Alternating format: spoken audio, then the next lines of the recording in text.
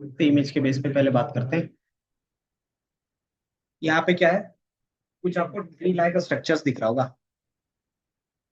मतलब हम क्या करते हैं, प्रोबेबिलिटी बेस पे भी काम कर सकते हैं, नॉर्मली काम कर सकते हैं, डिसीजन बेस पे। फॉर एग्जांपल कि आपको यहाँ पे कोचिंग आना है, ठीक है। तो कोचिंग आने से पहले क्या क्या चीजें होती है जो आप क्या करते हो, सोच के आते हो। मान लो हमारे पास क्या है कि दो तीन चीजें हैं कि आज बारिश होगी, और अगर बारिश होगी तो आप क्या अपना बाइक लेकर आते हो, या फिर बस सर्विस पे आते हो, या फिर मेट्रो पे आते हो, है ना। देन अगर मेट्रो पे भी आ रहे हैं तो क्या रहेगा कि मान लो आप क्या करो कि सबसे पहले हम लोग जो डिसीजंस ले रहे हैं वो रहे पब्लिक और प्राइवेट। कि अब हमें पहले सबसे पहले पब्लिक ट्रांसपोर्ट पे जाना है या फिर प्राइवेट पे जाना है। किस पे? तो वेदर के बेस पे। तो अगर क्या है कि हमारे पास क्या है कि मान लो हमारे पास जो भी है, अगर डे बढ़िया है तो, और अगर रेनी डे है तो, और अगर रेनी डे है तो क्या करते हैं, प्राइवेट। मान लो टू व्हीलर ही है प्राइवेट आपके पास, या तो फिर क्या करते हैं, पब्लिक में भी दो ऑप्शंस रहते हैं, बस और मेट्रो, है ना। मेट्रो वेस्ट है। तो ये हमारा क्या रहेगा, फिर आप इसको चूज करते हो एंड देन इसके बेस पे आप क्या करते हो, फिर यहाँ पे कोचिंग आ जाते हो। तो आपने क्या किया कि कोचिंग आने के लिए ये दो तीन डिसीजंस देखा, और ये डिसीजंस किस पे डिपेंड कर रहे हैं, तो अलग अलग डेटा पे डिपेंड कर रहा है। तो मान लो जो हमारे पास यहाँ पे जो चीजें बनी वो बेसिकली मान लेते हैं अलग अलग कॉलम है, ठीक है। कि पहला आपने क्या किया, वेदर कॉलम को चेक किया कि उसमें क्या है, देन उसके बेस पे क्या होगा कि उसके बाद का डेटा डिपेंड करेगा। देन फिर आपने क्या देखा, ट्रांसपोर्ट का देखा, ठीक है। ट्रांसपोर्ट में देखा कि पब्लिक में जाना है कि प्राइवेट में, देन फिर पब्लिक वाले में देखा। तो आपको एक डिसीजंस लेने के लिए तीन कॉलम से भी तीन अलग अलग डेटा का क्या करना पड़ा, डिसीजंस लेना पड़ा। और ये डिसीजंस ही हमारे पास क्या रहता है कि हर एक चीज के फैक्टर रहता है। इसमें कोई लॉजिक हो सकता है या तो फिर क्या रहेगा, आपके कंडीशन हो सकते हैं। तो जो भी चीज हम लोग कंडीशन बेस करते हैं तो वही हमारा क्या रहता है, डिसीजन है। और क्योंकि अगर आप ये देखोगे तो ये जो डिसीजन आप ले रहे हो तो वो किस तरीके से दिख रहा है, ट्री लाइक स्ट्रक्चर दिखता है ना। तो इसीलिए क्या बोलते हैं, इसको डिसीजन ट्री बोलते हैं, ठीक है। और जो भी हमारे पास यहाँ पे हर एक कॉलम के बेस पे जो लेते हो उसको बोलते हैं नोड्स, ठीक है। तो वो चीज आपको यहाँ पे मिलेगा। अगर मैं कहीं से, तो मैंने डिसीजन और ट्री का सिंपल मीनिंग बता दिया कि यहाँ का मीनिंग क्या हो सकता है, इसके बेस पे डिसीजन ट्री। तो डिसीजन ट्री जब भी आप पढ़ते हो तो उसमें क्या होगा, कुछ कीवर्ड्स होंगे जो आपको थोड़ा सा याद रखना पड़ेगा, ठीक है। जैसे जो स्टार्टिंग जहां से भी आप कर रहे हो उसको बेसिकली क्या बोलते हैं, रूट नोड्स बोलते हैं, ठीक है। कि जहां से आपका स्टार्ट होगा वो बेसिकली क्या होगा, आपका रूट नोड होगा, ठीक है। एंड देन बीच में क्या होंगे, अलग अलग डिसीजंस नोड्स होंगे, ठीक है। और जो सबसे लास्ट का होता है उसको क्या बोलते हैं, लीफ नोड, है ना। कि पेड़ के हिसाब से अगर सोचें तो सबसे लास्ट का क्या होता है हमारे पास,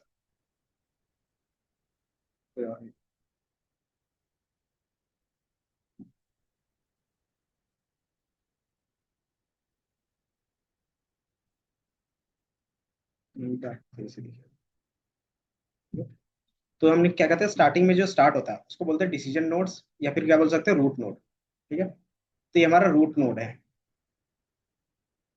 देन सेकंड हमारा आता है कि इसके अलावा हमारे पास और भी मल्टीपल कंडीशंस हो सकते हैं। अगर मल्टीपल कंडीशंस है उसको बोलते हैं डिसीजन नोड्स, और उसको क्या हो गया, सब ट्रीज हो गए। अंदर जो सबसे फाइनल आंसर आया कि आपको किससे जाना है, कि मेट्रो से जाना है या बस से जाना है। तो आप जो भी चूज करते हो वो क्या रहता है, आपके बस के बेस पे रहता है। तो वही हमारा क्या रहता है, फाइनल आउटपुट रहता है कि मुझे अब क्या जाना है, बस के बेस पे जाना है या फिर मुझे मेट्रो के बेस पे जाना है। तो वही प्रिडिक्शंस रहते हैं हमारे, ठीक है। अब ये डिसीजन किसके बेस पे होगा, तो डिसीजन नोड के बेस पे होगा। और ये नोड में बेसिकली होंगे क्या, इस नोड्स में क्या होंगे, कि बेसिकली आपने क्या बोला कि जो वेदर है, वेदर इक्वल टू,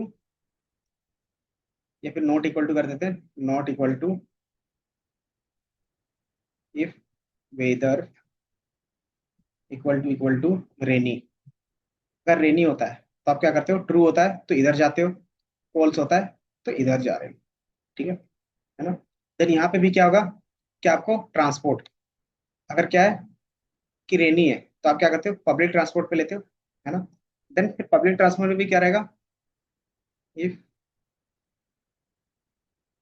कैपेसिटी और टाइमिंग, कि किसमें हमें ट्रैफिक कम मिलेगा, तो क्या कहते हैं, if traffic is greater than जो भी यूजुअल होता है, तो हम क्या करेंगे, मेट्रो चूज कर लेंगे, अदरवाइज बस पे चले जाएंगे, ऐसा रहता है।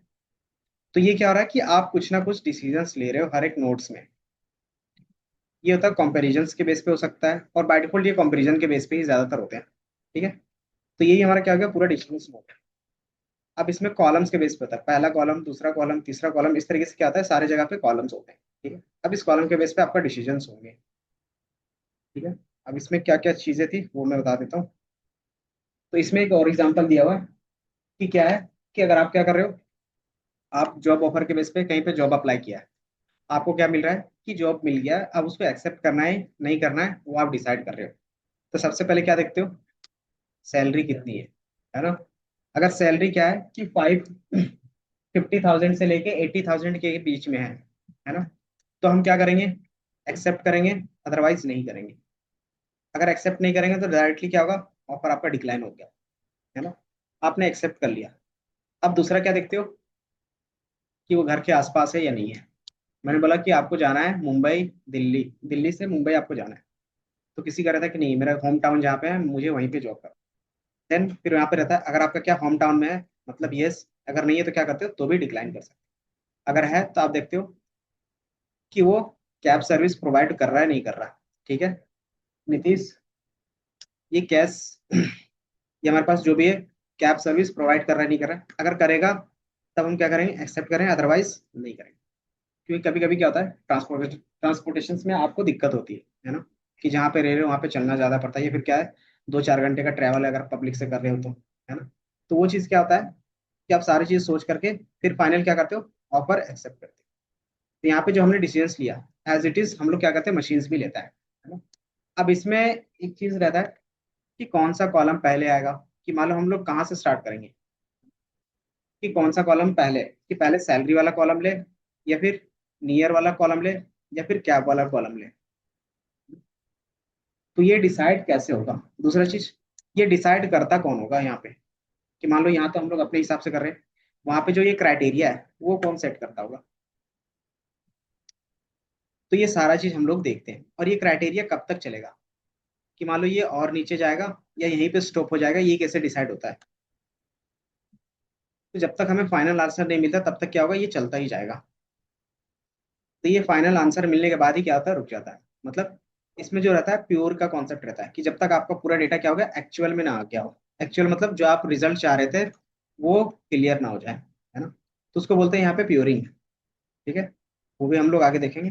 फॉर एग्जाम्पल अगर आपको यहाँ पे दिख रहा होगा कि स्टार्टिंग में हमारे पास क्या है, हेट्रोजीनियस डेटा है। हेट्रोजीनियस का मतलब क्या हो गया, कि मान लो हम लोग 2 क्लास में डिवाइड करना चाहते हैं, और स्टार्टिंग में क्या है, दोनों मिक्स है, दिख रहा है। स्टार्टिंग में आपको दोनों मिक्स दिख रहे हैं, है ना। तो इसको बोलते हैं हेट्रोजीनियस डेटा, ठीक है। अब इसके बेस पे क्या होगा, कि आप कुछ कंडीशंस लगाओगे, है ना। जो हमारा डिसीजन नोट्स था वो लगेगा। अब उसके बेस पे क्या होगा, कुछ डेटा सेपरेट होगा, तो कुछ डेटा लेफ्ट साइड में आ रहा है, कुछ डेटा राइट साइड में आ रहा है ना। अब इसमें अगर देखोगे तो क्या हो रहा है रेशियो, इसमें 2 ट्रू आ रहे हैं, मतलब 2 सर्कल और 3 क्रॉस, इसमें 3 सर्कल, सॉरी, 3 सर्कल और 2 क्रॉस आ रहे हैं, ठीक है। तो अब ये पहले जितना प्योर था, इम्प्योर था, अब थोड़ा सा प्योर हुआ। प्योर का मतलब क्या होता है, कि दो चीजों का अलग रखना, है ना, जैसे बोलते हैं ना प्योरिटी। तो प्योरिटी कैसे पता चलता है, कि उसमें क्या होगा, कोई चीज मिक्स ना हो, है ना। तो अभी हमारे पास दोनों चीजें मिक्स हैं, धीरे धीरे हम क्या करें, प्योर के बेस पे जाते हैं। तो ये तब तक अलग होगा जब तक क्या होगा, कि हर एक नोड में होमोजीनियस डेटा ना आ जाए, ठीक है। अब यहाँ पे फिर से मैंने क्या किया, कुछ कंडीशंस होगा, उस कंडीशन के बेस पे सर्कल अलग चला गया, एंड देन क्रॉस अलग हो गया। इसमें सर्कल अलग हो गया और क्रॉस अलग हो गया, ठीक है। अब ये हमारा क्या हो गया, प्योर हो गया। प्योर का मतलब क्या हो गया, कि हर एक नोड में सिंपली एक ही टाइप का डेटा होगा, है ना। तो ये प्योरिटी बेस पे होता है, कि जहां पे हमारा डेटा प्योर हो रहा है वही हमारा क्या हो गया, एक्चुअल में आंसर होगा, है ना। अब ये चीज हम कैसे चेक करेंगे हमारा डेटा प्योर है या इम्प्योर है, क्योंकि यहाँ पे तो कैलकुलेशंस होगा। तो ये कैलकुलेशंस करने के लिए हमारे पास कुछ क्या होंगे, मेथड्स होंगे। इसमें 3 चीजें होंगी, डिसीजन ट्री में पहला कौन सा नोड पहले आएगा, मतलब स्टार्टिंग कौन से कॉलम से करना है वो कैसे डिसाइड होगा। दूसरा कंपेरिजन्स कि कितना प्योर हुआ है नहीं हुआ है वो कैसे पता चलेगा। एंड देन कंडीशंस क्या बनेगा। तो ये तीन चीजें इसमें होती हैं। और तीन चीजों के लिए क्या होता है, अलग अलग मैथमेटिकल इक्वेशंस होते हैं। ठीक है, तो वो आपको याद रखना पड़ता है बस। ठीक है। अब फिर इसमें एक और कंडीशंस आती है कि ये मान लो कि जब तक हमारा पूरा प्योर ना हो जाए तब तक क्या होगा, ये चलता रहेगा, है ना। देन अगर ये पूरा प्योर हो गया कि मान लो हर एक नोट्स में क्या होगा, इंडिविजुअल आ गए, तो वहाँ पे चांसेस क्या रहेंगे कि आपको जो आंसर चाहिए वही आ रहा है बार बार हर एक चीज के लिए, तो क्या होगा, चांसेस किसके रहेंगे, ओवर फिटिंग के हो सकते हैं, है ना। तो डिसीजन ट्री में ज्यादातर क्या रहता है, ओवर फिटिंग का रहता है। क्यों, क्योंकि आप क्या कहते हैं फाइनल रिजल्ट तक जाते हो, है ना। तो हो सकता है इंडिविजुअल वन वन डेटा आ जाए, तो वो भी हम लोग अभी देख लेंगे। तो इसमें हमारा जो डेटा रहता है सिंपली वही है एग्जाम्पल। तो इसमें जो जो कॉन्सेप्ट होंगे, हम्म, रिकॉर्डिंग स्टार्ट है आपको। तो यहाँ पे अगर देखोगे, a decision tree is a supervised machine learning algorithm use for the classifications and regressions. क्योंकि अभी हम लोग जितने भी देख रहे हैं वो क्या है, नॉन लीनियर है, नॉन लीनियर।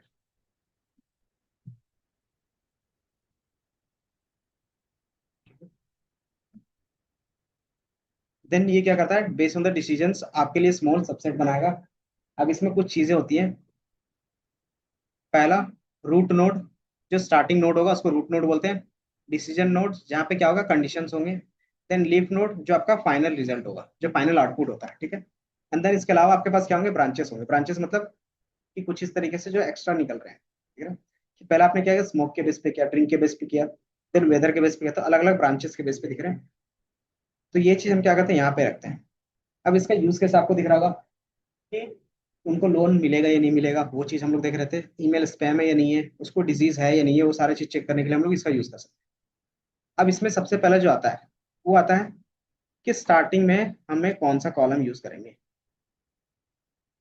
ये क्लासिफिकेशन में कौन सा प्रॉब्लम ले रहे थे इससे पहले, इसमें पास कुछ इंश्योरेंस का एक और था हमारे पास, इसमें लिया था एक बार में देख, एक बेस पे एग्जांपल के बेस पे बता देते हैं।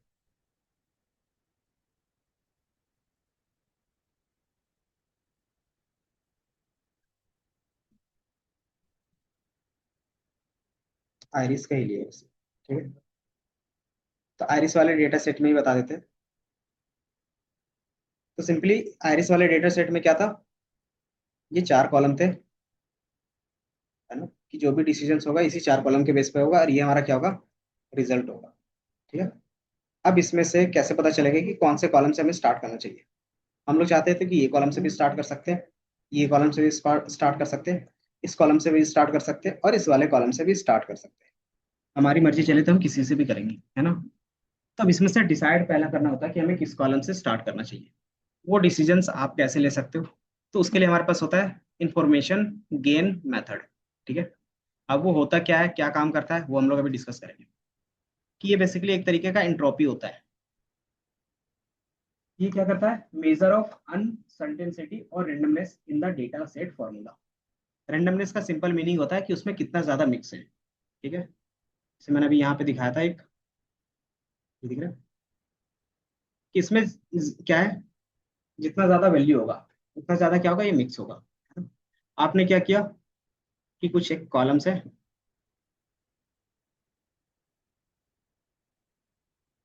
इसी के बेस पे ले लेते हैं, ऊपर वाले के बेस पे, ऊपर में है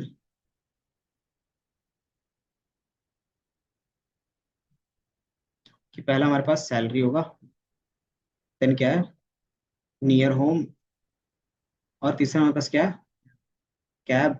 देन उसके बेस पे क्या रहेगा कि एक्सेप्ट करोगे या फिर डिनाई करोगे, ठीक है। अब इसमें हम क्या करते हैं, कुछ डेटा ले लेते हैं। वहाँ हमारे पास 5 हो गया, 6, 8, 10, 14, उसमें हमारे पास क्या है, yes, no, no, फिर कैप भी हमारे पास है, cap no yes yes, and then इसके बेस पे क्या आउटपुट है, फिर एक्सेप्ट कर रहे हैं, डिक्लाइन कर रहे हैं।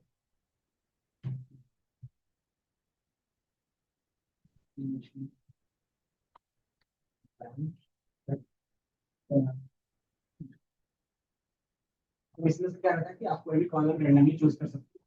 मेरे वाला स्टार्टिंग आपको करना है कि वो घर के सामने है, अगर है तब हम ऑफर लेंगे, अदरवाइज नहीं। तो यहाँ पे मैंने क्या किया, यस और नो के बेस पे। अब इसमें क्या होगा, कितने यस, तीन तीन एक और मैंने ऐड किया ताकि क्या थोड़ा सा डिफरेंस।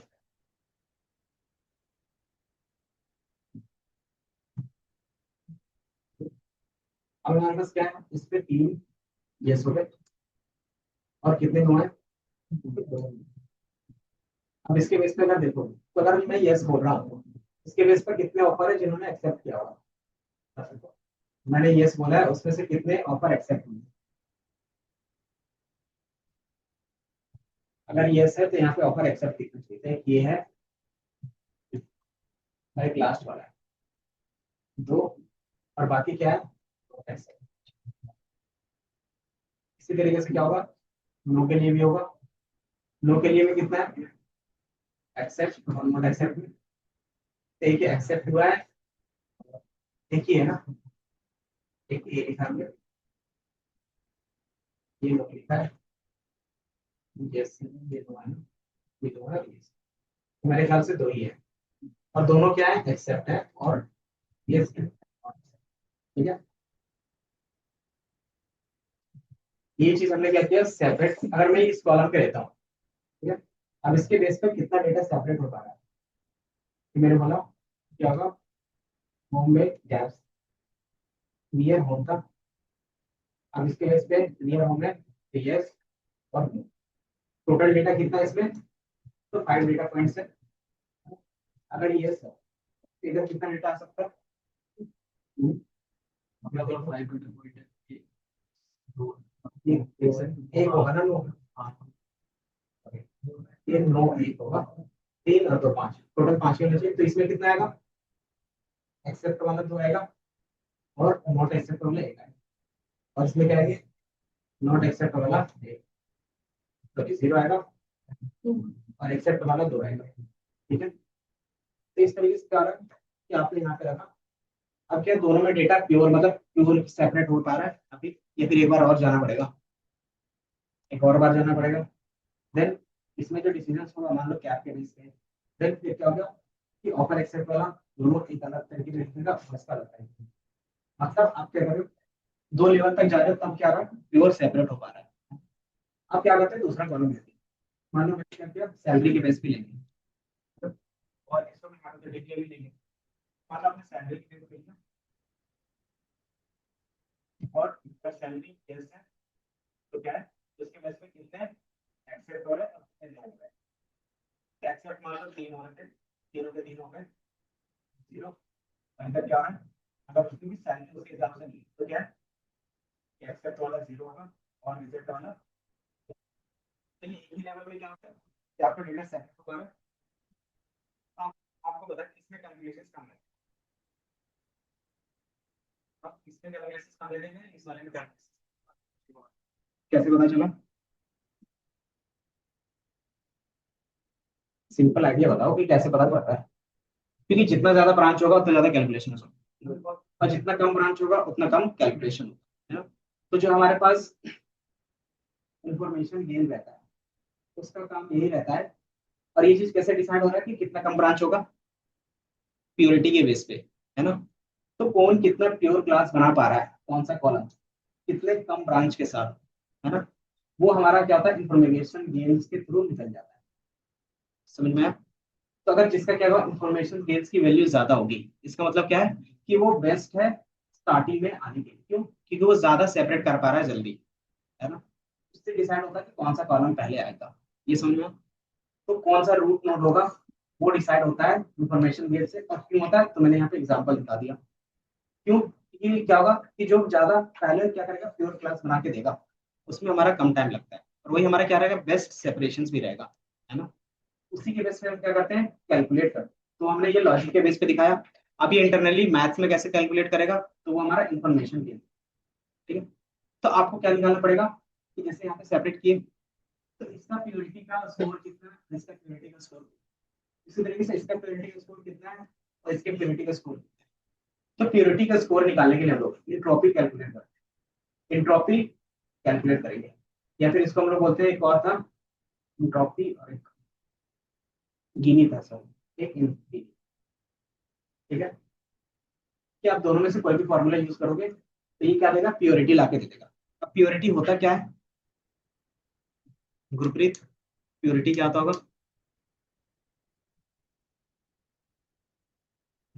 कि सिंपली इसका क्या है कि मेरे पास एक्चुअल में जितना होना चाहिए था वो, अगर मान लो यहाँ पे क्या था, इसमें दो क्या था, एक्सेप्ट वाला था और एक नॉट एक्सेप्ट वाला, है ना। तो ऑटोमेटिकली जो इसका स्कोर होगा वो क्या होगा, ज्यादा होगा। क्योंकि इंफॉर्मेशन गेन में क्या था ना, गिनी में इसकी जो वैल्यू होती है 0 से 0.5 के बीच में हमेशा। ठीक है। तो 0.5 जिसका वैल्यू है, इसका मतलब क्या है कि वो हाईली क्या है, इम्प्योर है। तो जैसे जैसे वैल्यू क्या होगी, डिक्रीज होगी, वैसे वैसे क्या होगा, प्योरिटी बढ़ेगा। तो ये क्या था, फॉर्मूला बेस पे भी होता है।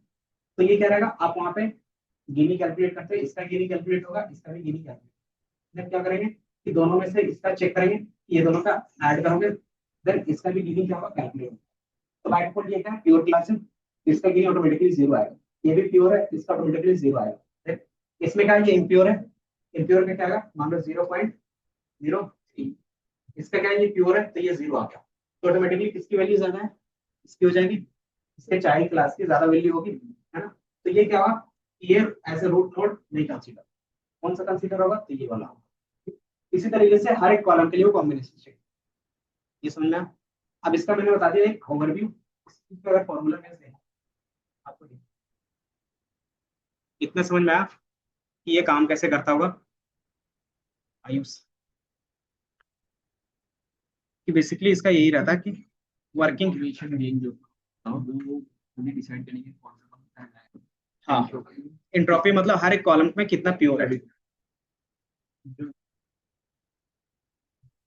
तो प्योरिटी के बेस पे क्या होता है, डिसीजंस होंगे। तो ये यहाँ पे था हम लोग, तो किसी फॉलो कर लेते हैं।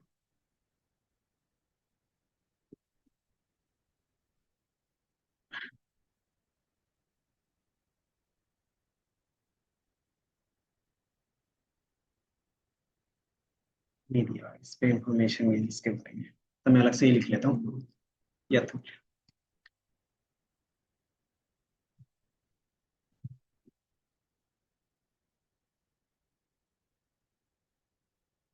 ये रहा इन्फॉर्मेशन गेम्स, बस यहाँ पे फॉर्मूला नहीं सुन। हम्म,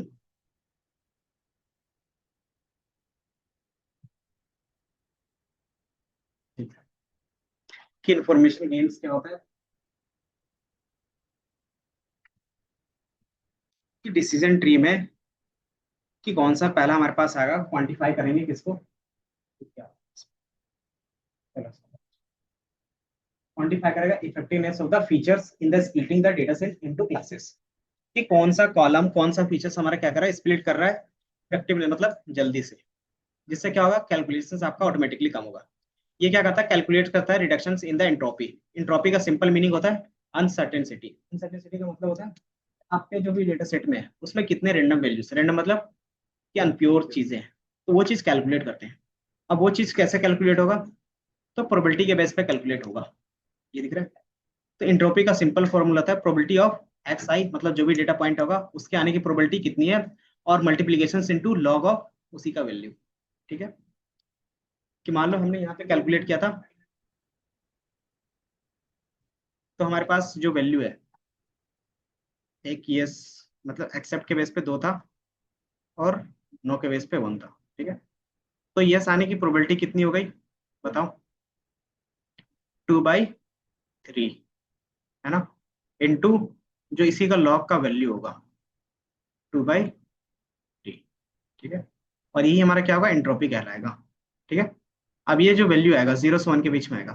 गिनी का 0.0 से 0.5 के बीच में होता है, इसका 0 से 1 के बीच में रहता है। ठीक है। अब इसको कैलकुलेट करोगे तो कुछ ना कुछ वैल्यू आएगा, है। दोनों का काम एक ही है, देन उसका यूज केस क्या करते हैं, अलग अलग तरीके से करते हैं। इंट्रोपी क्या करता है, अगर आपके पास स्मॉल डेटा सेट है तो उसमें काम करेगा। गिनी क्या करता है कि आपके पास लार्ज डेटा सेट है उसमें अच्छे से काम करेगा। ठीक है, थोड़ा सा फॉर्मूला चेंज होगा, लेकिन काम दोनों का सेम है। ठीक है, तो हम लोग ज्यादातर डिफॉल्ट जो रहता है वो रहता है गिनी, और हम लोग यूज भी ज्यादातर करते हैं गिनी। ठीक है, ये चीज आपको यहाँ पे दिखेगा। कंडीशनल प्रोबेबिलिटी है। कंडीशनल प्रोबेबिलिटी क्या होता है, याद है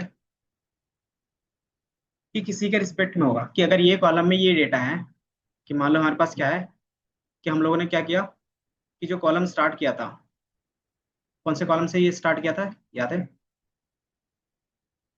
कि नियर हाउस ना। अगर कॉलम नियर हाउस है तो उस समय उसके एक्सेप्ट करने की प्रोबेबिलिटी क्या है। ठीक है, देन दूसरा कॉलम हमने सैलरी के बेस पे लिया था। अगर सैलरी 50 के से ज्यादा है तो उस समय एक्सेप्ट करने की क्या प्रोबेबिलिटी है, समझे। तो ये क्या हो गया, कंडीशन बेस हो गया। इसीलिए इसमें क्या लगता है, कंडीशनल प्रोबेबिलिटी के बेस पे लगता है। कि वही फॉर्मूला अगर देखोगे तो सेम होगा, पी ऑफ एजे, एजे मतलब किसी के रिस्पेक्ट में, देन किसके, तो डी ऑफ एजे, डी मतलब जो भी हमारे पास दूसरा कॉलम होगा उसके रिस्पेक्ट में। बाकी और कुछ है मैंने इसका नोट्स बनाया था अच्छे से, नहीं दिया भाई।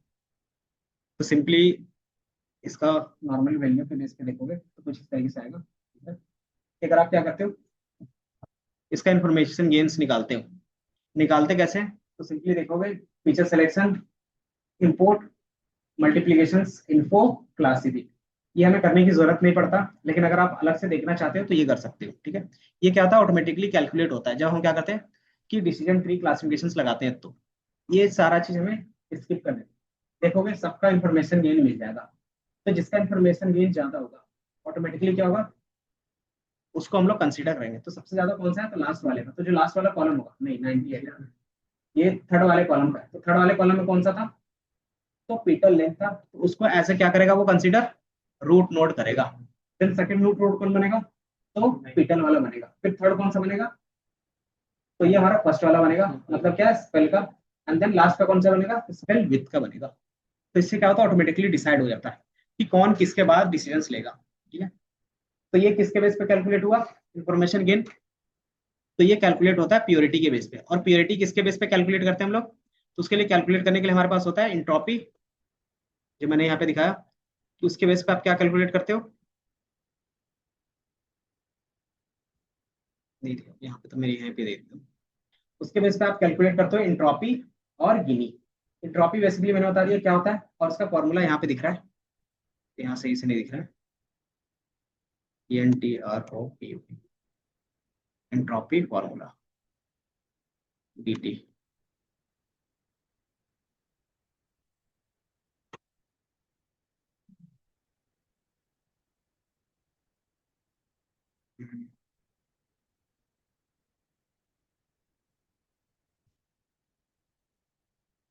इंट्रोपी कौन से सब्जेक्ट में आता है, याद है। हाँ, क्यों, क्योंकि उसमें एटम के बेस पे ज्यादातर बात करते हैं।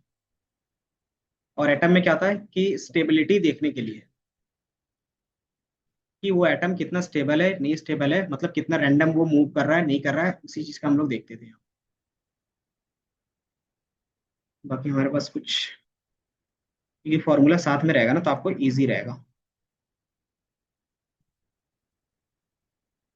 न्यू टैब,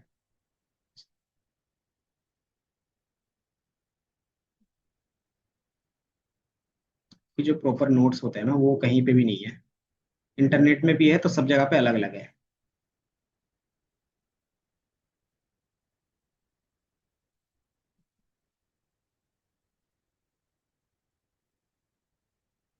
तो यहाँ पे इन्होंने एक एग्जांपल दिया है, रूट नोड के बेस पे और यस नो के बेस पे। ठीक है, तो मैंने इसी को रखा है। अब आपको एंट्रोपी का फॉर्मूला दिख रहा होगा, PI लॉग ऑफ PI। ठीक है, सिंपल फॉर्मूला है, इसमें माइनस का साइन है। अब आपको क्या करना है, कैलकुलेट करना है। इसमें क्या कैलकुलेट करना है, कि कितने यस होंगे। अब आपको बताना है कि यस होंगे उसकी क्या एंट्रोपी है। तो बता सकते हो कि मान लो इन्होंने इस वाले नोड के बेस पे कैलकुलेट किया है, तो बताओगे। प्रोबेबिलिटी ऑफ आई क्या होगा, प्रोबेबिलिटी ऑफ यस क्या होगा, बता सकते हो? हम्म,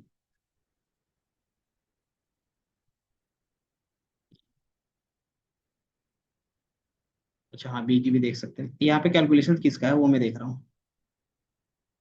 या फिर ये देखो, ये बी वाली की है और ये सी वाली की है। ठीक है, तुम्हें सी वाले के देख रहा था। तो पहले हम बी का देखते हैं। तो बी की प्रोबेबिलिटी क्या होगी यस आने में, बताओ। यहाँ पे बी वाले yes बता सकते हो? तो ये हमारे पास 2 है और टोटल कितना है? तो 2 डिवाइडेड बाय 2 + 6, मतलब 2 + 4, तो ये कितना आ गया? 2/6 और 1/3। ठीक है, तो ये आपके पास यहाँ पे दिख रहा होगा। ठीक है, अब इसी का मैं लॉग ले रहा हूँ। ठीक है, अब इसी में क्या है, नहीं आने की प्रोबेबिलिटी भी कितनी है? 4/6। तो आपको यहाँ पे 4/6 का दिख रहा है और उसी का लॉग किया हुआ है। ठीक है, तो दिख रहा होगा उसी का लॉग किया है 4/6 का। आप इसी का कंप्यूट करो, कंप्यूट करने के बाद आपके पास कुछ वैल्यू आएगा। तो ये वैल्यू कितना आ रहा है? 0.9। ठीक है, इसी तरीके से सी का यहाँ पे निकाला। सी में यस आने की प्रोबेबिलिटी क्या होगी? तो 5/6 होगी, और नहीं आने की प्रोबेबिलिटी क्या होगी? 1/6। देन इसी के बेस पे इसका क्या करोगे? एंट्रोपी कैलकुलेट करो। तो इसका कितना आ रहा है? 0.65। अब इसमें से हमारा बेस्ट वैल्यू कौन सा है, बता सकते हो? बेस्ट मतलब सबसे ज्यादा एंट्रोपी में वैल्यू किसकी है? तो इसी वाले में। तो इसके बेस पे क्या होगा, तो हम इसको कंसीडर कर सकते हैं। तो ऑटोमेटिकली क्या होगा, फिर आगे जो डिसीजन लेंगे इसके बेस पे लेंगे। ठीक है, तो इस तरीके से क्या होता है, वो कैलकुलेट होता है पूरा एंट्रोपी। फॉर्मूला भी आपको यहाँ पे दिख रहा होगा और उसके बेस पे कैलकुलेशन।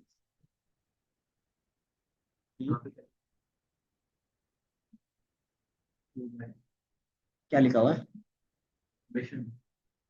कि जितना भी आपके पास उसके अंदर डेटा पॉइंट होगा, जैसे इस तरीके से लिखते थे, समेशन ऑफ से 1/n summation of y minus predicted y का होल स्क्वायर। इसका मतलब क्या होता था कि ये जितनी बार होगा उतनी बार आप वो पॉइंट लिखते थे। क्यों? क्योंकि ये समेशंस का मीनिंग ही होता था, है ना? तो उसमें यस और नो दोनों के लिए हम लोग बना रहे हैं।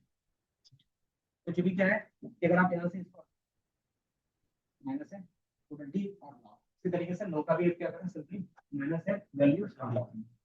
ये समझ में आया? तो दोनों के अगर 3 रहेंगे तो क्या होगा, 3 के बेस पे होगा। अब जिसकी वैल्यू अच्छी रहेगी हम उसका यूज कर सकते हैं। आपको यहाँ पे दिख रहा होगा कि entropy range from 0 to 1, where 0 considered as a pure sorry and सब प्योर सब 0 1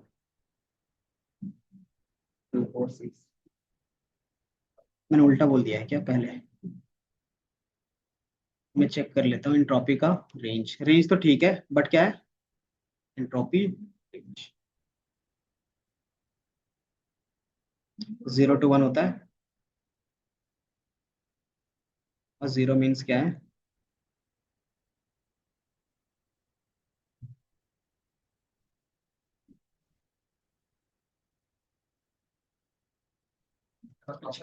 सही है। इस पे हमने क्या किया था कि इंफॉर्मेशन गेन्स का ऐड कर रहे थे। इंफॉर्मेशन गेन की वैल्यू ज्यादा दिखनी चाहिए सर। तो ये क्या है कि हम लोग इंट्रोपी देख रहे हैं ना, इंट्रोपी और गिनी की वैल्यू जितना कम होगा उतना प्योर होगा। ठीक है, और इंफॉर्मेशन गेन की वैल्यू जितना ज्यादा होगा वो क्या होगा, उतना ही पहले वो डिसाइड करेंगे। ठीक है, इंफॉर्मेशन गेन का अगर आप वैल्यू देखोगे तो वो थोड़ा सा कभी कभी हो जाता है कि इंफॉर्मेशन गेन डिसीजन ट्री, दोनों एक दूसरे का रिवर्स है।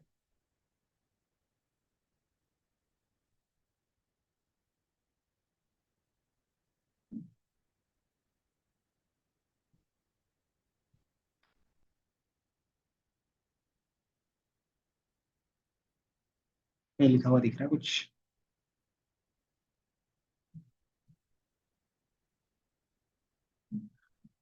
क्योंकि मैं भी अभी डायरेक्टली नोट्स धीरे धीरे ही बन रहा है ये। इंफॉर्मेशन गेन का इसमें भी नहीं है ना? है, इस पे नोट्स में था। इंफॉर्मेशन गेन्स कहाँ लिखा है? ये है ना?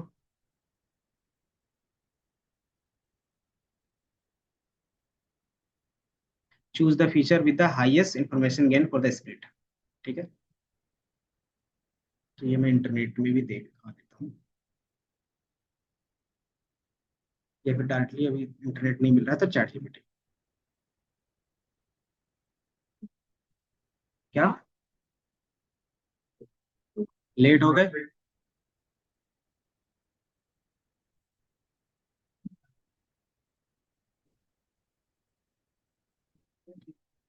इज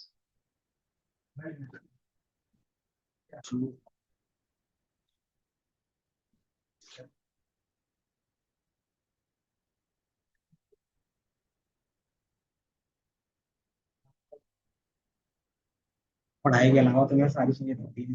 ये दिख रहा है?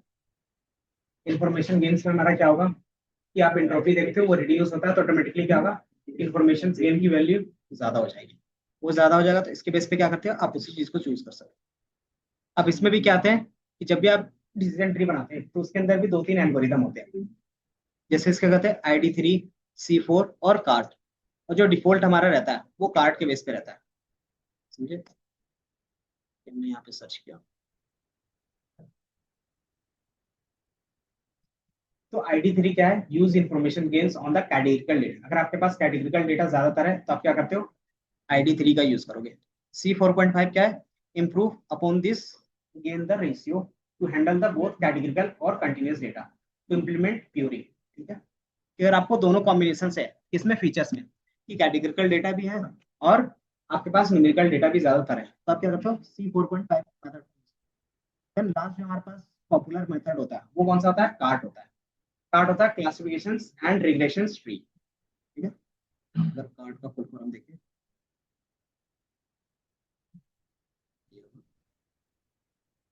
Cart classification and regression tree. ये क्या कहता है, ये एक एल्गोरिदम है। तो decision tree based on the algorithm that you use to both classification and regression. तो आप दोनों के लिए इसका यूज, और जो इससे पहले दो थे ID3 और C4.5, ये कहते हैं ज्यादातर कैटेगरिकल पे फोकस करते हैं। कैटेगरी मतलब क्लासिफिकेशन प्रॉब्लम। आप ये दोनों यूज करते हैं। इन्फॉर्मेशन गेम सर ये कहता है इंट्रोपी और गिनी दोनों यूज। अगर आप यहाँ पे देखोगे ये बाय डिफॉल्ट क्या यूज करता है, तो ये गिनी यूज करता है। ये दिख रहा है सीपीएस पे, दिख रहा है? ये गिनी इन्फॉर्मेशन गेन यूज, और गिनी की वैल्यू 0 से 0.5 है। अब क्यों भी होता है तो वो भी हम लोग क्या कर सकते हैं, मैथमेटिकली प्रूव कर सकते हैं। अगर मैथमेटिकली प्रूव भी करना है तो कैसे कर सकते हैं, उसके लिए मेरे पास कोई पेज होगा, इस पे नहीं है ना, क्योंकि चैट जीपीटी से ये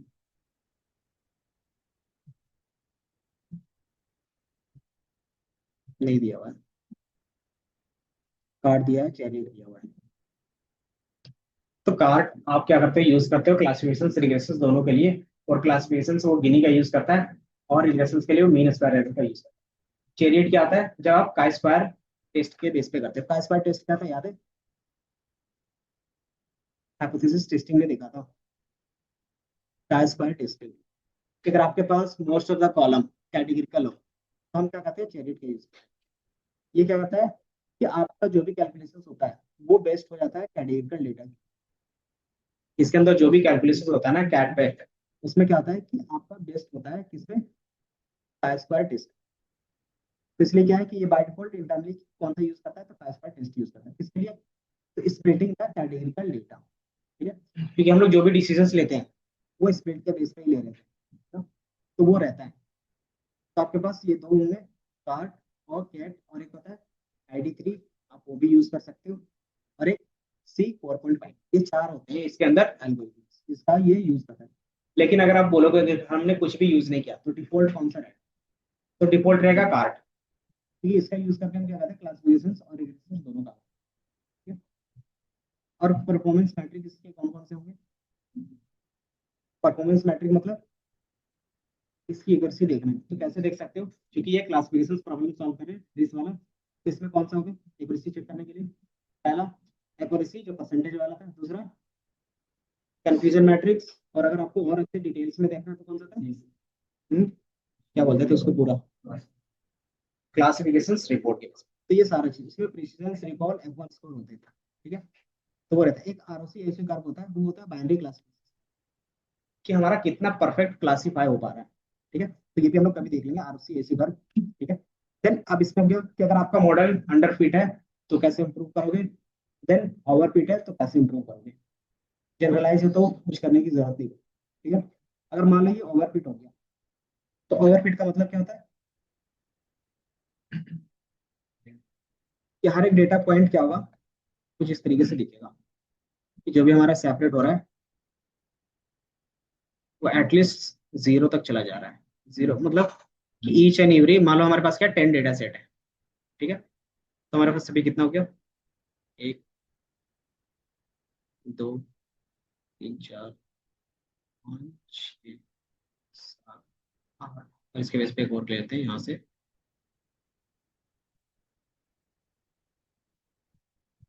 या फिर यहीं पे ले लेते हैं, नौ और 10। ठीक है, अब सारे क्या हो गए, हमें रिजल्ट मिल गया दसों के दसों। अगर आप देखोगे तो आपके पास कितने लीफ नोट है, ये लीफ नोट होगी जो सबसे लास्ट में आता है, उसको बोलते हैं लीफ नोट्स। तो टोटल कितने लीफ नोट है, 10 है। एक, दो, तीन, चार, पाँच, छः, सात, आठ,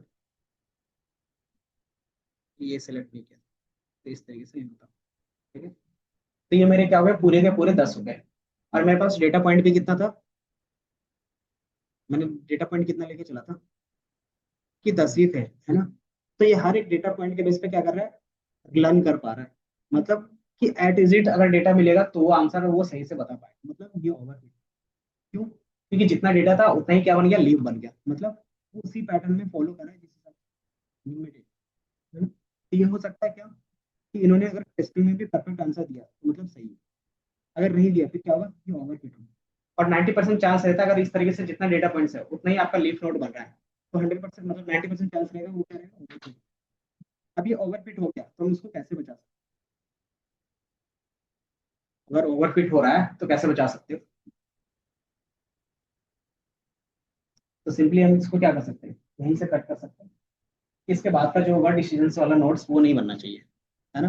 तो यहाँ से क्या होगा, थोड़ा सा मिक्स होगा, लेकिन क्या होगा, जितना भी एक्यूरेसी 70-80% देगा वो सही देगा, है ना। यहाँ पे 100% दे रहा है, यहाँ पे क्या हो जाएगा कि मान लो 80% हो गया, कट किया तो ये क्या होगा, यहीं पे बताएगा। तो कुछ मिक्स होंगे और कुछ क्या होगा, प्योर होगा, है ना। तो इसमें एक्यूरेसी क्या होगी, ऑटोमेटिकली घटेगी। तो इसमें ऑटोमेटिकली घट गई, इसका मतलब क्या है कि जो हमारा ओवरफिट हो रहा था वो क्या हो गया, बच गया। क्योंकि हम लोग क्या करते थे कि अगर एरर ऐड करना रहता था तो एरर ऐड करते थे, तो बाय डिफॉल्ट हम क्या करेंगे, यहीं से कट गया तो ऑटोमेटिकली क्या रहेगा, एरर तो उनके पास रहेगा ही रहेगा। तो इसको हम लोग कट डाउन करते हैं, कि हमने क्या किया, कहीं ना कहीं से कट डाउन कर दिया। तो कट डाउन जो करते हैं उसी को बोलते हैं प्यूरिंग। ठीक है, कटाई। तो आपने क्या किया, प्यूरिंग कर दी। अब ये प्यूरिंग क्या होगा, दो तरीके से होगा। पहला, ये पूरा ट्री बनने दे, उसके बाद देखे कि कहाँ से काटना है। दूसरा, कि मुझे पता है कि 5 लेवल तक जाएगा, उसके बाद छठा मैम क्या करेंगे, इसको क्लोज। तो ये दोनों तरीके से करते हैं। ऐसा क्यों करते होंगे, दोनों में बेस्ट कौन सा रहेगा, क्या होगा गुरप्रीत, है पूरा बनाने दे फिर कटिंग करें तो वो बेस्ट केस रहेगा। लेकिन फिर उसमें क्या होगा, टाइम ज्यादा लगेगा। कि आप पूरा एक बार डिसीजंस देख रहे हो कि किस तरीके से बन रहा है, उसके बाद कट करोगे। अगर डेटा जितना ज्यादा होगा फिर उतना ज्यादा टाइम लगेगा। ठीक है, तो वो चीज क्या होगा कि वहां पे उसका डिसएडवांटेज। देन आप पहले कट करते हो तो हो सकता है अंडरफिट हो जाए, तो आप क्या कर सकते हो कि इसमें हाइपर पैरामीटर ट्यूनिंग कर सकते हो कि मुझे कितने लेवल तक जाना है, मतलब कितना डेप्थ तक जाना है, 5, 6, 7। तो हम क्या कर सकते हैं कि पहले ही कट कर देंगे, लेकिन क्या करेंगे, दो चार चूज कर लेंगे हाइपर पैरामीटर। ठीक है, तो उससे क्या होगा कि आपको टाइम कम लगेगा। ये समझ में आया?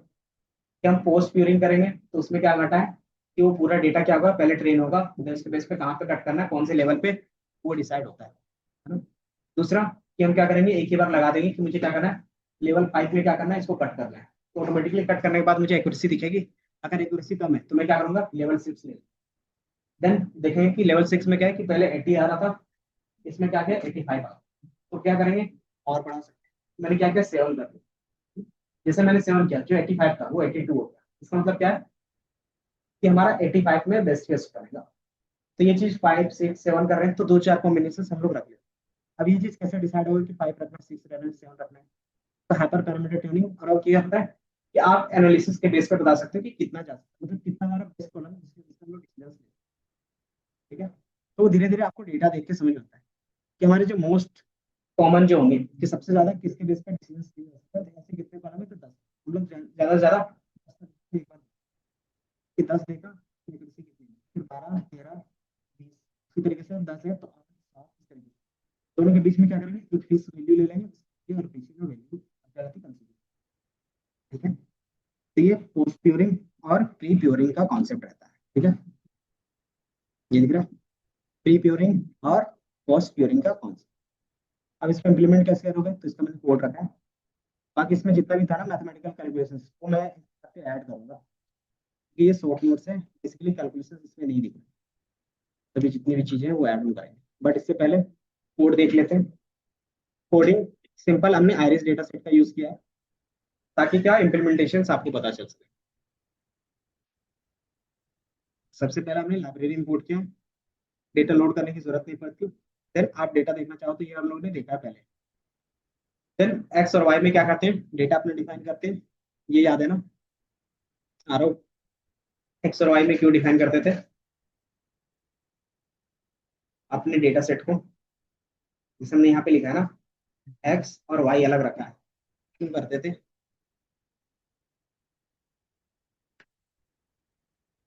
भूल गए, गुरप्रीत,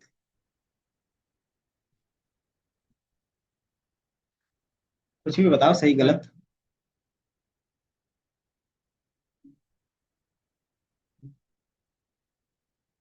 तो इसको क्या बोलते थे, कुछ नाम था, इन दोनों को एक्स को और वाई को कुछ नाम देते थे, या फिर कॉन्सेप्ट के बेस पे इसको क्या बोलते थे, परविंदर, आयुष, क्या बोलते थे। हम्म, आप बताओ मुझे, वो तो है, इसको क्या बोलते थे बताओ। बिल्कुल, ये हमारे फीचर्स को अलग रख रहे थे कि हमारा इनपुट कौन सा जाएगा और उसके बेस पे हमारा आउटपुट कौन सा होगा, वो अलग रख रहे थे, है ना। ये हमारा क्या होगा, आउटपुट होगा। आउटपुट मतलब जिसके बेस पे हमें रिजल्ट चाहिए, जिसको अलग नेम भी जानते थे, जिसको क्या बोलते थे, लेवल। ठीक है, और ये हमारे फीचर्स हैं, और इसको क्या बोलते थे, कॉलम्स भी बोलते हो, जनरली इसको बोलते हैं कॉलम्स। ठीक है, या फिर आप इनपुट्स बोल सकते हो। तो ये चीज पूछ रहे थे कि आप क्या कर रहे हो, कि कौन कौन से फीचर्स है उसको अलग एक वेरिएबल में रख लिया, और कौन सा रिजल्ट है जिसके पास में आउटपुट आएगा वो हमने अलग वेरिएबल पे रख लिया। अब उसके बेस पे क्या करते हैं, ट्रेनिंग के लिए अलग, टेस्टिंग के लिए अलग रख लिया। तो हमने क्या किया, ट्रेन टेस्ट स्प्लिट का यूज कर लिया है।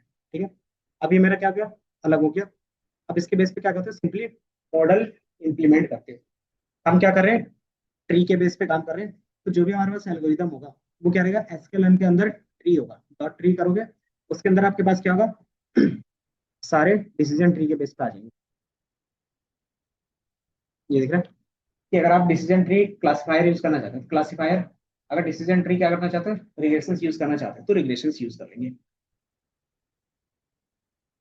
तो बाय डिफॉल्ट अभी हम लोग क्लासिफिकेशन प्रॉब्लम देख रहे हैं, तो हम क्या करेंगे, क्लासिफिकेशन पे देखेंगे। तो ये हमारा क्या होगा, क्लासिफिकेशन हो गया। अब मैंने बताया था कि जब भी आप क्लासिफिकेशन या फिर कोई भी चीज यूज करें तो हर एक का क्या रहता है, कुछ ना कुछ पैरामीटर्स रहता है। मैं पैरामीटर्स भी आपको दिखा देता हूँ, डिसीजन ट्री, क्लासिफायर, और इसका ऑफिशियल साइट पे पैरामीटर्स आपको देखना रहेगा, तो ऑफिशियल साइट पे चले जाओगे तो आपको पैरामीटर्स दिख जाएंगे। प्रिंट स्क्रीन ऐड कर देते हैं कि जब भी हम इम्प्लीमेंटेशन करते हैं तो कोड से पहले क्या क्या चीजें हैं वो, तो मैंने यहीं पे रख दिया, कंट्रोल भी, या के। अब इसमें मैंने बताया था कि क्राइटेरियन क्या रखना चाहते हो, स्प्लिटर कैसा होगा, तो बेस्ट। तो वहां पे जो बेस्ट लिखा हुआ है वही हमारा क्या है, इंफॉर्मेशन गेन है। समझ में आया? ये जो स्प्लिटर है ना, वो बेस्ट यूज करता है अपने हिसाब से, एंड देन ये एक ही ऑप्शन आपके पास रहेगा, ये दिख रहा है, बेस्ट या रैंडम। रैंडम का मतलब क्या हो गया, कि आप कोई भी कॉलम ले सकते हो, उससे कोई दिक्कत नहीं है, तो रैंडमली कोई भी पिक कर लेगा। बेस्ट का मतलब क्या हो गया, कि पहले वो इन्फॉर्मेशन गेन कैलकुलेट करेगा और उसमें जिसका वैल्यू क्या होगा, ज्यादा होगा, उसको वो सेलेक्ट कर लेगा। तो हम लोग बाय डिफॉल्ट क्या रखते हैं, बेस्ट, और डिफॉल्ट केस बेस्ट ही है। ठीक है। अब इसमें मैंने बताया क्राइटेरियन में क्या होगा, कीनी और इंट्रोपी के बेस पे ज्यादातर काम होगा। डिफॉल्ट वैल्यू क्या आता है, कीनी होता है। अब हम किसका क्या कब यूज करते हैं, तो जब आपके पास क्या होगा, लार्ज डेटा सेट होगा, तब हम लोग यूज करेंगे गिनी का। ठीक है। स्मॉल डेटा सेट है तो इंट्रोपी का यूज कर सकते हैं। लेकिन गिनी क्या करता है, स्मॉल डेटा सेट पे भी अच्छा रिजल्ट देता है। तो बाय डिफॉल्ट हम क्या करते हैं, गिनी का ही रखते हैं। बाकी और कौन सा पैरामीटर जिसमें यूज करते हैं, देन मैक्सिमम डेप्थ, कि आपको कितने लेवल तक जाना है। प्यूरिंग कर रहे थे, है ना, कि हमें कितने लेवल तक जाना है, तो आप कहाँ पे डिसाइड करते हो, मैक्सिमम डेप्थ पे करते हो इस पे। देन मिनिमम स्प्लिट, मतलब लास्ट के नोड्स में कितने लीव्स दिखना चाहिए हर एक में। तो मैंने बोला दो दिखने चाहिए, मतलब ये बाइनरी दिखेगा आपको, है ना। जैसे अभी हम लोग इस तरीके से क्रिएट कर रहे थे, तो लीफ नोड कितने हो गए, दो हो गए। देन अगेन इस पे भी स्प्लिट होगा, तो इसमें भी कितने स्प्लिट होंगे, दो ही होंगे। अगर मैं बोल देता यहाँ पे तीन, तो ये क्या करता कि आपके तीन इस तरीके से स्प्लिट होते हैं। ठीक है। देन अगेन वो स्प्लिट करता, तो इसको भी तीन कंडीशंस के बेस पे स्प्लिट करता। तो मिनिमम सैंपल्स स्प्लिट, कि आपके लास्ट में कितने सैंपल दिखने चाहिए। तो हर एक में कितना डेटा दिखना चाहिए, तो तीन दिख रहा है। हर एक स्प्लिट के बाद वो तीन लास्ट में दिखेगा, है ना। तो ये होता है, आप क्या कर सकते हो, डिफाइन कर सकते हो मिनिमम, कि मिनिमम कितना होना चाहिए, वो कर सकते हो। और मैक्सिमम फीचर्स बाय डिफॉल्ट क्या रहेगा, कि जितना कॉलम्स रहेगा सब कॉलम यूज करते हैं। अगर आपको लगता है कि नहीं मुझे उसमें से क्या चाहिए, जो बेस्ट 5 है या फिर बेस्ट 10 है, उसी को आप लेना, तो यहाँ पे क्या कर सकते हो, डिफाइन कर सकते हो। ठीक है। बाकी हाँ। हम्म, हाँ, ये वैल्यू ज्यादा करो तो क्या होगा, कि आपका कम डेप्थ में ही आपको ज्यादा रिजल्ट मिलेगा। ठीक है। बट क्या रहेगा, कि उसको फिर कैलकुलेशंस और कंडीशंस ज्यादा बनाने पड़ते हैं उसको। बाइनरी में क्या होता है, कि मान लो या तो होगा या तो नहीं होगा, है ना। और अगर यही चीज क्या रहेगा, कि मान लो कोई डेटा है वेदर के बेस पे, अगर क्या है, कि अगर आप ऐसी ऑन करते हो, क्या, जब क्या होगा, कि जब भी रूम का टेम्परेचर 27 से ज्यादा होगा, तब आप ऑन करोगे, अदरवाइज वो ऑफ रहेगा। तो अगर आपके पास क्या है, कंटिन्यूस डेटा है, तो कंपैरिजन इस तरीके से होता है। अगर आपके पास क्या है, सिंपल कैटेगरिकल डेटा है, तो यस नो के बेस पर होता है। ठीक है। हाँ, लेवल, ये जो हम लोग डिसाइड कर रहे थे ना, कि कहाँ तक जाएगा, तो इस तरीके से जब दिखता है, इसमें कितने लेवल है कैसे पता चलेगा, तो जहाँ पे ये नोट्स बनते हैं उसी को बोलते हैं लेवल। तो ये लेवल 1 हो गया, 2 हो गया और 3 हो गया। तो इसमें कितना है, तीन लेवल्स है। आपको कौन से लेवल तक जाना है, तो आपने बोला 2, तो आप 2 डिसाइड कर दोगे। तो इससे नीचे वो कभी जाएगा ही नहीं। ठीक है। तो ये रहेगा। तो ये चीज था। इसमें जो पैरामीटर्स आपको याद रखने यही थे, एक क्राइटेरियन, एक स्प्लिटर, और एक मैक्सिमम डेप्थ, और मिनिमम और मैक्सिमम कितना रखना चाहते हो, मिनिमम, और मिनिमम स्प्लिट्स है, और मिनिमम लीफ है ये। ठीक है। लीफ नोड में कितना होगा, हर एक लीफ नोड में मिनिमम कितना हो सकता है, तो मिनिमम एक हो सकते हैं। अब इसको अप्लाई करने के लिए हमारे पास कोड था, तो ये देखोगे। देन कोई भी अगर पैरामीटर्स है, तो किसके अंदर यूज करते हो, सिंपली कॉमा लगा के उसी के अंदर सारा चीज यूज कर सकते हैं।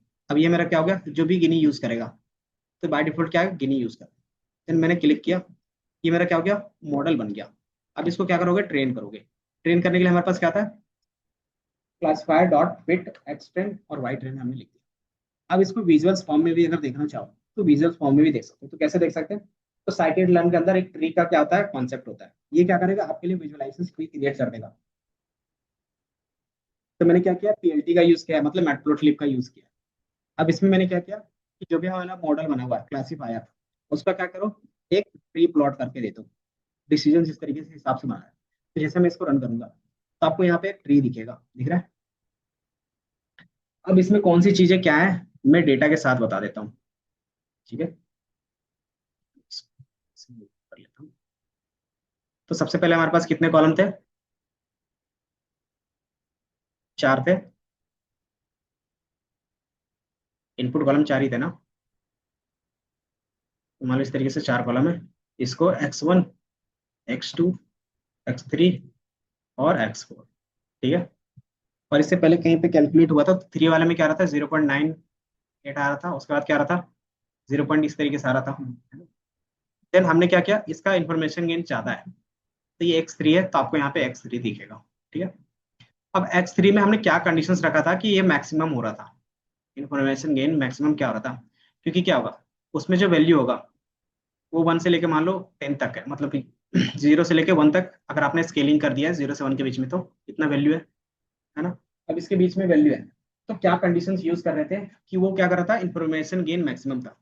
जैसे ही क्या किया, 8 रखा है, तो इसको कैसे पता चलेगा कि यही रखना है, कि यहाँ पे 0.7 के बेस पे भी तो स्प्लिट हो रहा होगा, 0.6 के बेस पे भी तो स्प्लिट हो रहा होगा, है ना, 0.5 के बेस पे भी तो स्प्लिट हो सकता था, 0.9 के बेस पे भी स्प्लिट हो सकता था, तो 0.8 क्यों लिया, क्योंकि यहाँ पे जो वैल्यू इन्फॉर्मेशन गेन का आ रहा था वो सबसे ज्यादा आ रहा था। ठीक है, वो क्या करता है, इंटरनली सारा कैलकुलेट करता है कि हर एक कंडीशंस जितना भी डेटा है उसमें से कैलकुलेट करेगा, उसमें से जो बेस्ट कंडीशंस रहेगा वो यहाँ पे ला के दे देगा।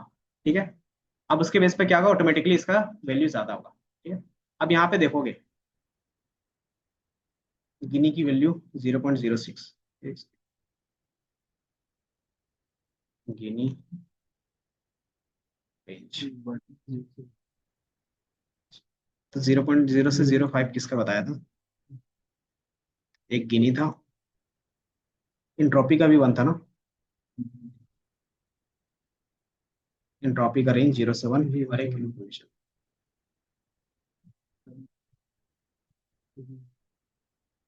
नहीं नहीं,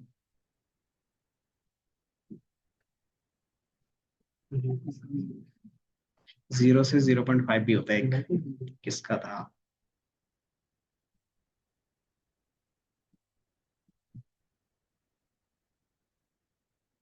क्योंकि हम लोग जब कैलकुलेशंस करते हैं ना तो बाय डिफॉल्ट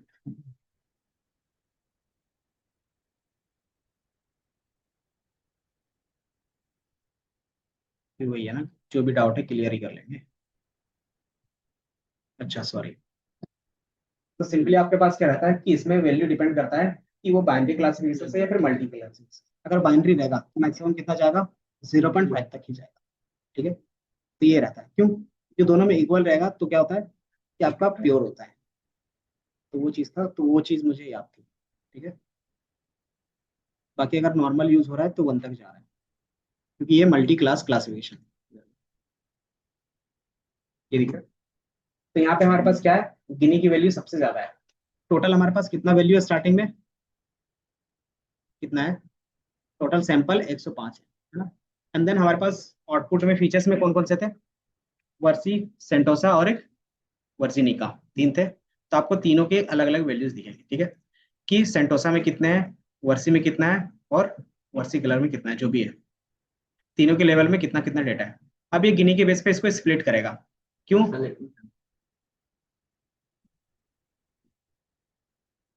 क्लीनिंग करने के बाद होगा, कुछ डेटा हटाया होगा, कि अगर आप देखना भी चाहें तो हम क्या कर सकते हैं, देख सकते हैं अपना। अच्छा, क्योंकि हमने क्या किया था, ट्रेन टेस्ट स्प्लिट किया था, तो हमारे पास क्या रहेगा, ट्रेनिंग के लिए अलग होगा 30%, और जितना बचेगा इसमें रहेगा। तो हमारे पास कितना है, 105 है ट्रेनिंग के लिए। तो ट्रेनिंग के टाइम में क्या करें हम लोग, उसको विजुअलाइज कर रहे हैं। ठीक है, इसको क्लियर। अब हमारे पास जो 4 कॉलम थे उसके बेस पे पूरा रिजल्ट आएगा। ठीक है, इन्होंने कॉलम 3 को उठाया, उसके बेस पे गिनी कैलकुलेट किया, सिमी क्या आ रहा था, बेस्ट आ रहा था, उसको सॉरी इंफॉर्मेशन गेन कैलकुलेट करेगा। इंफॉर्मेशन गेन कैसे कैलकुलेट होता है, तो एंट्रोपी ऑफ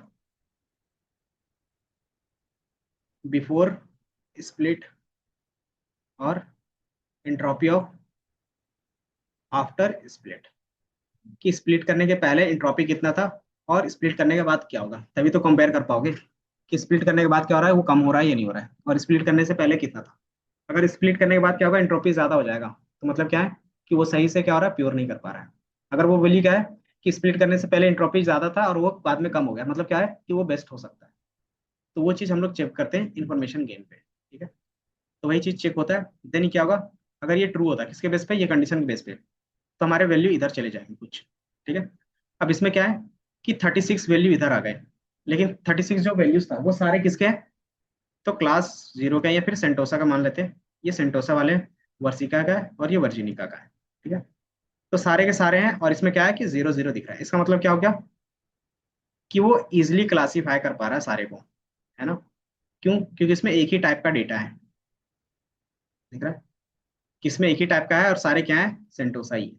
इसका मतलब क्या हो गया कि इसमें 36 सैंपल है और सबका वैल्यू क्या है, एक ही क्लास में है, मतलब प्योर हो गया पूरा। अगर ये पूरा प्योर है तो ऑटोमेटिकली गिनी का स्कोर कितना हो जाएगा, 0 होगा। तो आप देखोगे यहाँ पे क्या है, वैल्यू 0 है। ठीक है। इसी तरीके से किसका होगा, सेकंड वाले को भी देखोगे, अगर फॉल्स है तो ऑटोमेटिकली इधर आएगा, है ना। आप चेक करोगे तो कितना है हमारे पास वैल्यू, कि इसके वैल्यू सारे इधर थे तो यहाँ पे 0 हो गया, बाकी रेस्ट ऑफ ये दिखेंगे। टोटल सैंपल इधर कितने, 96, उसमें से 32 क्या है, क्लास 1 है, और 37 क्लास 2 है। ठीक है। अब इसका फिर से क्या होगा, कैलकुलेट होगा, क्या चीज, इंफॉर्मेशन गेन। अब उसके बेस पे जो भी बेस्ट होगा वो आगे बढ़ेगा। ठीक है। अब इसमें गिनी क्या हो गया, पहले 0.66 था, अब क्या हो गया 49 हो गया, मतलब थोड़ा सा तो प्योर हुआ है ना, क्योंकि इसमें क्या था, ये वैल्यू था, इसमें 0 हो गया। अब इसको स्प्लिट करेंगे, अब ये स्प्लिट होगा यस और नो के बेस पे अगेन, या तो मतलब ट्रू एंड फॉल्स के बेस पे, देन फिर इधर आएगा। अब इसमें भी क्या हो गया कि टोटल 34 इधर आ गए और 35 इधर आ गए, है ना। अब इसमें से देखेगा कितने प्योर हो गए, तो इसमें क्या है, क्लास 1 में 31 है और क्लास 2 में क्या है, 3 है। इसी तरीके से इसमें क्या है, क्लास 1 में 1 है और क्लास 2 में 34 है। मतलब अभी भी क्या है, थोड़ा सा इम्प्योर है। इम्प्योर है मतलब कि इसको प्योरिटी की जरूरत है, तो कितना है, तो आप देखोगे गिनी का स्कोर, तो 0.16 और यहाँ पे क्या है 0.06, दिख रहा है। तो ये चीज क्या होगा, पूरे लास्ट तक कैलकुलेट होता जाएगा। देन अब इसके बेस पे क्या करेगा, कि ये कॉलम के बेस पे जितना स्प्लिट करना था मैक्सिमम वो हो गया है। अब दूसरे कॉलम का यूज कर सकते हैं, क्योंकि उसको क्या चाहिए, इन्फॉर्मेशन गेन, जिसका बेस्ट रहेगा। तो इन्होंने क्या किया, कॉलम 2 को उठाया, देन उसके बेस पे क्या है, कैलकुलेशन से सारा। देन यहाँ पे क्या हो गया, ये थी ना, यहाँ पे गिनी की वैल्यू 0 हो गई, तो ये यहीं पे स्टॉप हो जाएगा। अगेन यहाँ पे क्या है, गिनी का कुछ वैल्यू है, देन अगेन वो स्प्लिट होगा। कब तक स्प्लिट होते रहेगा, जब तक गिनी की वैल्यू सारे में 0 ना हो जाए, ठीक है। तो अगर गिनी का सारा वैल्यू क्या हो गया, 0 हो गया, इसका मतलब क्या है, कि वो प्योर हो गया। प्योर मतलब किसी एक ही क्लास के बारे में वो परफेक्ट है। कुछ इस तरीके से आपका डिसीजन ट्री काम करता है। ये समझ में आया? हाँ। कि मान लो आपने क्या बोला, कि यहाँ तक था डेटा सही था, अब यहाँ पे क्या है, 1 बता रहा है, यहाँ पे 3 3 1, अगर इसी तरीके से सबके लिए 1 1 बताता तो ये क्या था, ओवरफिट हो जाता। तो हम क्या करते हैं, तो प्योरिंग का कॉन्सेप्ट अपनाते हैं। प्योरिंग का कॉन्सेप्ट क्या था,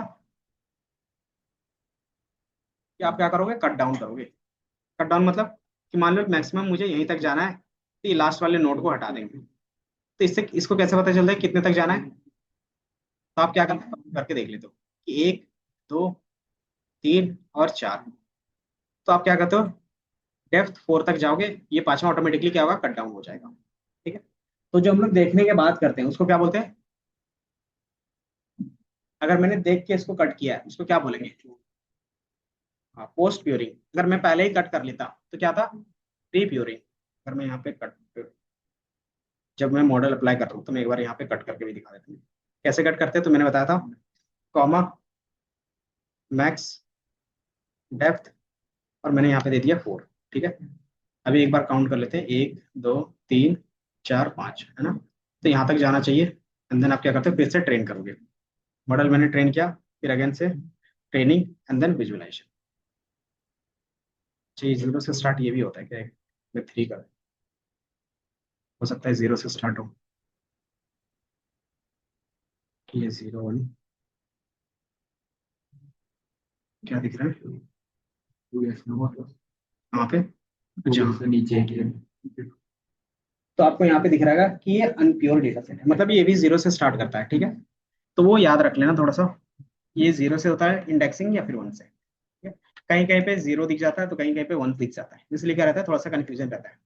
क्योंकि आपने कभी पाइथन में देखोगे तो कहीं पे 0 से इंडेक्सिंग स्टार्ट होता है, तो कभी कभी क्या होता है, किसी फंक्शन में 1 से स्टार्ट कर देते हैं। तो बाय डिफॉल्ट ये क्या होगा, हमारा पोस्ट प्योरिंग हो गया। ठीक है।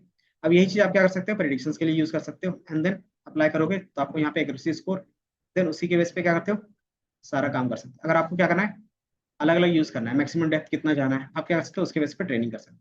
ठीक है। तो वही चीज आप दोबारा विजुअलाइज करके देख सकते हो। तो वही चीज आपके लिए क्या है, विजुअलाइजेशन पे दिख रहा है। ठीक है।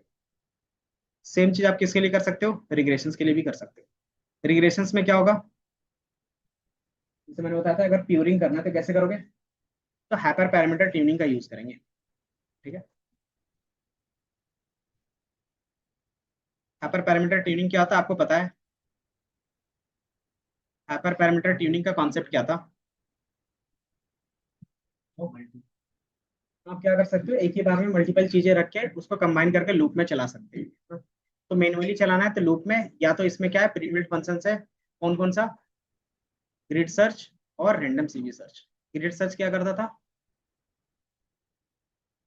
कि हर एक इंडिविजुअल कॉम्बिनेशन चेक करेगा।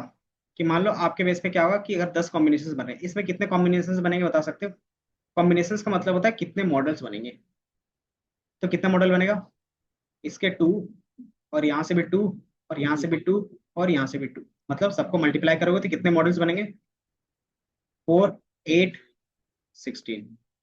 तो टोटल 16 मॉडल्स बनेंगे, और उसमें से जो बेस्ट मॉडल होगा वो आपको ला के दे देगा। ठीक है। अब इसको अप्लाई कैसे करते थे, याद है? कि ये मैंने क्या किया, की वैल्यू पेयर में स्टोर किया है, मतलब डिक्शनरी फॉर्मेट में। ठीक है। अब हम क्या करते हैं, ग्रिड सर्च का यूज कर सकते हो, और क्लासीफायर में जो भी यूज करना वो करोगे, एंड देन क्या करते हैं, इस तरीके से पास करते हैं। ग्रिड सर्च क्लासीफायर में क्या था, डिसीजन ट्री, तो हमने क्लासीफायर रख दिया, जो भी वेरिएबल का नाम रखते हैं। ठीक है। पैरामीटर्स ग्रिड में क्या रखा हमने, कि जो मैंने एक पैरामीटर का नाम रखा था वेरिएबल, वो पास कर दिया, मतलब ये सारा कॉम्बिनेशन चेक करेगा। And then cross validation. Cross validation मतलब कि ये जो डेटा का सफल होगा वो 5 टाइम्स होगा। हर एक मॉडल बनने पे क्या होगा, 5 टाइम्स सफल होगा। तो इधर 16 थे और इधर 5, कितना हो जाएगा? 80 मॉडल्स पूरा बनेंगे। एंड देन उसके साथ आप क्या करना चाहते हो, एक्यूरेसी दिखाना चाहते हो, तो एक्यूरेसी स्कोर हम लोग क्या करेंगे, साथ ही साथ दिखाना। जैसे आप रन करोगे तो ये क्या होगा, हमारा मॉडल बन गया। अब क्या करते हो, फिट कर लेते हो। जैसे फिट करोगे ऑटोमेटिकली क्या होगा? अच्छा, वर्बोज नहीं दिया था ना। वर्बोज का मतलब क्या था, याद है? क्या होता था कि आप कितने डिटेल्स में देखना चाहते हो कि ट्रेनिंग किस तरीके से चल रहा है। तो बाय डिफॉल्ट पूरा डिटेल चाहिए तो 3 रख लेते थे। अब आप इसको ट्रेन करोगे तो सारा डिटेल्स में आपको दिखेगा। ठीक है, कि इसमें कितना स्कोर आ रहा है, किस तरीके से हो रहा है, कौन सा स्प्लिटर यूज हो रहा है, तो आपको हर एक कॉम्बिनेशन यहाँ पे दिखे। टोटल कितने मॉडल्स हैं? तो 80 मॉडल्स बन रहे हैं। ठीक है। तो स्टेप सबका आपका बार बार सेम चलेगा। अब इसमें से बेस्ट कौन सा पैरामीटर्स है, तो जब मैं इसको रन करूंगा तो ऑटोमेटिकली दिखाएगा कि जहाँ पे हमारा क्राइटेरियन गिनी होना चाहिए, और मैक्सिमम डेप्थ आप 8 रखो, और मैक्सिमम फीचर्स लॉग वाला रखोगे, और स्प्लिटर रैंडम रखोगे, तो वही हमारा क्या रहेगा, बेस्ट रहेगा। ठीक है। अब उसी मॉडल को हम क्या करेंगे, सेव करके देन यूज करना स्टार्ट कर सकते हैं। ठीक है। यही चीज रिग्रेशंस, रिग्रेशंस में क्या होगा, वहां पे जो स्प्लिट होगा वो क्या करेगा, इंडिविजुअल हर एक वैल्यू के लिए होगा। क्यों? रिग्रेशंस में क्या होता है, आपको जो रिजल्ट चाहिए वो नंबर्स में चाहिए, ना ही कैटेगरी में।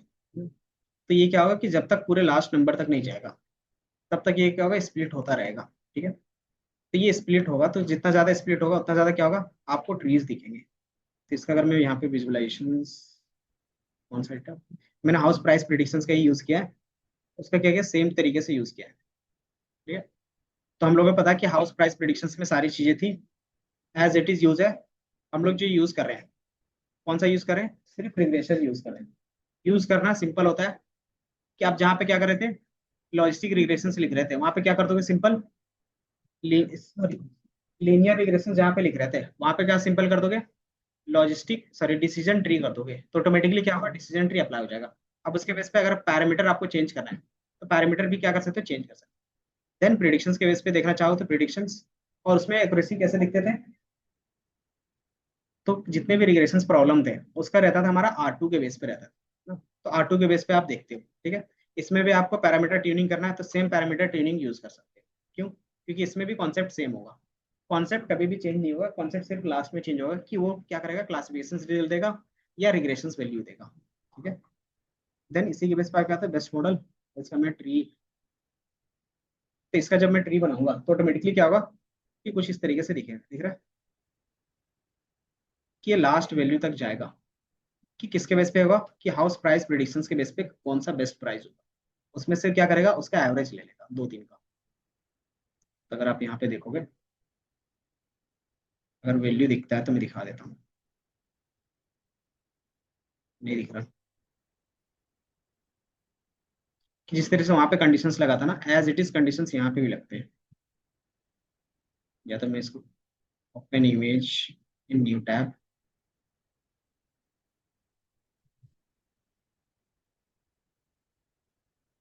तो यहाँ पे कुछ लिखा हुआ दिख रहा होगा आपको। दिख रहा है कि इसके अंदर आपको कुछ लिखा हुआ दिखेगा, बट क्या रहेगा कि आपको पता नहीं चल रहा है। क्यों? क्योंकि इसमें क्या है कि जो ट्री बन रहा है स्ट्रक्चर्स, वो बहुत ज्यादा बन रहा है ना। तो हर एक में क्या हो रहा है, क्राइटेरियन सेम तरीके से चेक हो रहा है। तो आप सिंपली इसको भी क्या कर सकते हो, विजुअलाइज करके से देख सकते हो। इसके लिए कौन सा आता है, ट्री का होता है कि आप एसक्यूएल से ट्री इंपोर्ट करोगे, देन पीएलटी का यूज करके प्लॉट कर लोगे। तो tree, tree dot PLT dot plot tree, और कौन सा, तो जो हमारा फाइनल मॉडल था वो। और क्या करेंगे, फील्ड इक्वल टू ट्रू, इसका मतलब होता है कि उसके अंदर जो वैल्यू है वो भी देखना चाहते हो तो आप ये रखोगे। ठीक है, देन पीएलटी डॉट शो आपको शो करवाना। तो आप क्या करो, ये एक बार कोड लिख लो।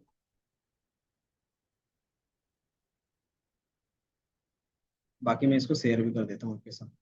ये बताओ यहाँ तक समझ में आया? अब इसमें क्या होता है कि मैथमेटिकल कैलकुलेशंस कैसे होता है, तो वो भी मैं क्या करूंगा आपके साथ शेयर कर दूंगा। जैसे मैंने यहाँ पे दिखाया ना एक, ये वाला, कि एंट्रोपी कैसे कैलकुलेट होता है, इस तरीके से इंफॉर्मेशन गेन कैसे कैलकुलेट होगा वो भी हम इसमें डाल देंगे। ठीक है, उसी तरीके से गिनी कैसे कैलकुलेट होता है वो भी इसमें क्या करेगा, कैलकुलेशंस का डालना है। तो आप जब भी नोट्स पढ़ोगे तो आपको पता चल जाएगा कि इसमें कैलकुलेशंस कैसे होगा।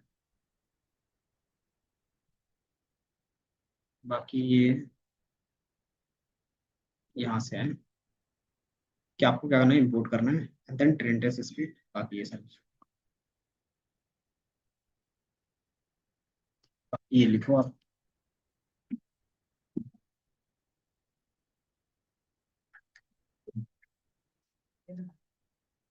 ठीक है। हम्म?